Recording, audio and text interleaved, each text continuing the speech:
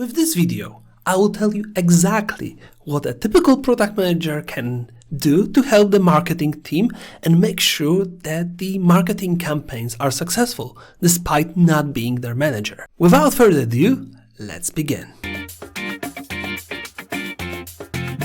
Hi, I'm Dr. Bart and I'll be your product management teacher.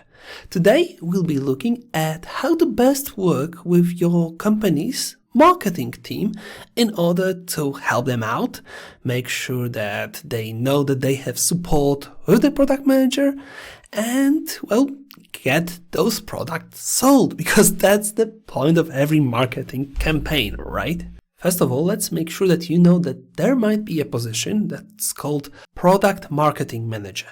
That is literally a product manager that is focused on the marketing product. So all the campaigns, all the offline, online promotions, and this kind of stuff.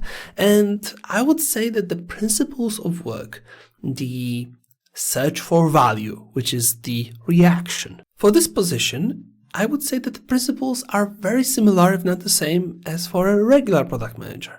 But the product is the marketing. The value would be the response to any marketing campaign that's been issued. And there's also the feedback loop, because you are, as the product marketing manager, looking how campaign performs and reacts, learns, and tries to use those learning in future campaigns so they are as successful as possible. And that's the person the product manager will be most likely working with, and that marketing manager, product marketing manager, either titles actually can happen, will have a team of her own. How to work with that group in order to help the product team promote the product that's been released. First of all, it's very similar to principles of working with any team that makes the product. Give them enough autonomy to do whatever they do best, but at the same time supply them with the knowledge and context necessary to achieve that.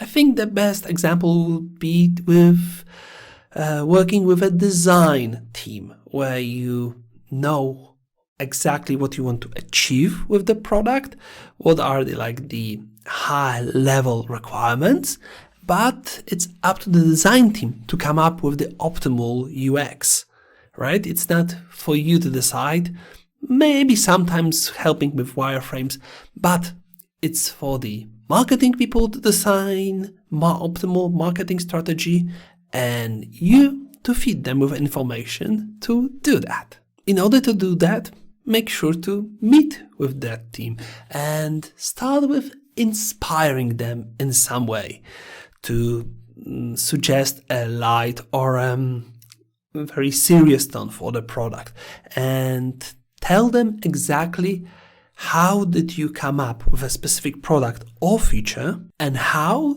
does that present itself in the market.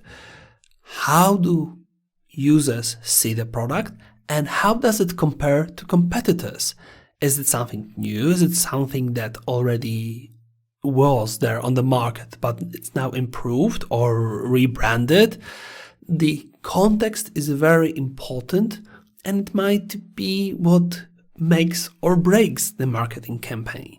In fact, consider inviting the marketing people quite early on in the development process so they know what's going on. And if not, then at least make sure that they know the roadmap, they know what's coming, and they know ahead of time so they can prepare the right campaigns, the right materials, all the right images and videos.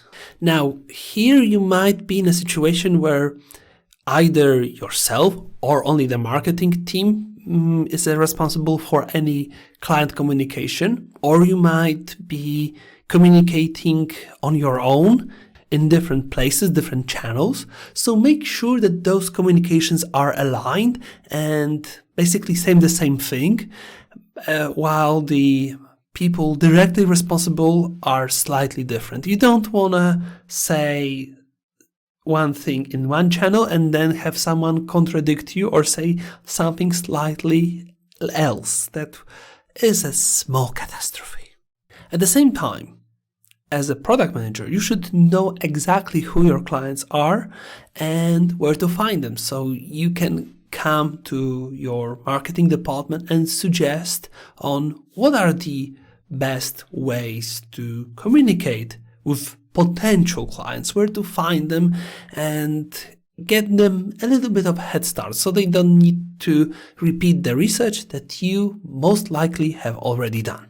Also, remember that it's not only the external marketing that's important. You have to also help them out by caring for the internal one. So promoting the feature inside the product. Whatever you've added, it has to be visible.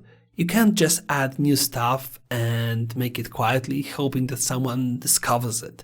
There needs to be some kind of an internal newsletter or a bot that informs about the updates.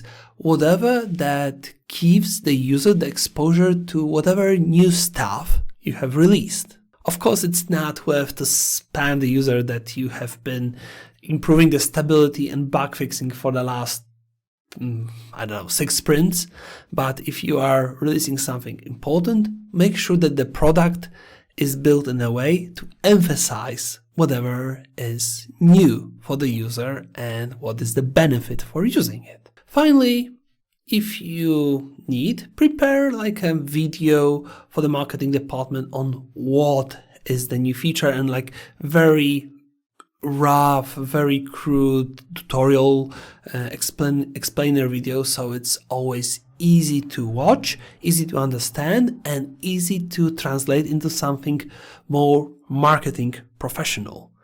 Also, talk to your marketing department and figure out whether it's worth for you to go on a meeting with the user, organize a Q&A, ask me anything session, whatever, and what would be the benefit and how to get people together, because organizing the session is one thing, and inviting people, running the marketing for the event is a whole different thing that can be a challenge on its own. However, in terms of working with the marketing department, that's all I had for you in this video.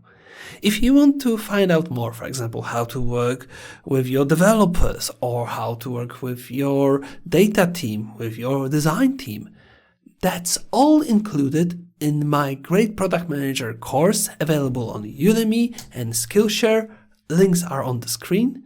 But if you want to still discover more topics, more aspects on how to become a better product manager, please share, like, subscribe, and I'm sure to see you in the next video. See you then.